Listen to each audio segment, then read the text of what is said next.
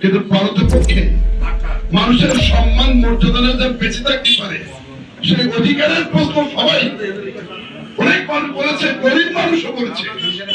অনেক জায়গায় গিয়েছি, তারা খাওয়া পড়া বাড়ি আছে কিনা জানি না, কিন্তু মানে এবং নিম্নবিত্তের মানুষ তারা সব, সেই মানুষগুলো তাদের বক্তব্য, আমরা কি থাকতে পারবো তো, আমরা বাস করতে পারবো তো, আমরা স্বাভাবিক জীবন করতে পারবো তো। আমি তাই তাদেরকে আশ্বাস করছি, আমি আমার জীবনের শেষ রক্ত দিয়েও তাদের নিরাপত্তার বেষ্টনী দিয়ে হিন্দু মুসলমান খ্রিস্টান বৌদ্ধ সবাই মিলে একই বিন্দুতে দুটি কুসুম, হিন্দু মুসলমান, মুসলমান আমার নয়নের মনে, হিন্দু আমার প্রাণ, এটা আমি জানিয়ে দিয়েছি। জীবন জীবনে তাদের পাশে থাকবো, এই প্রতিশ্রুতি আমি দিয়েছি।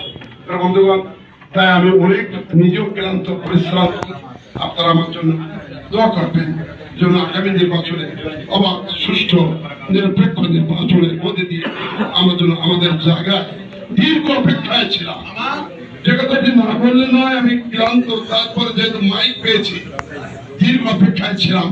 আমরা 18 বছর মহা সংকটের মধ্যে দিয়ে সংগ্রাম করেছি।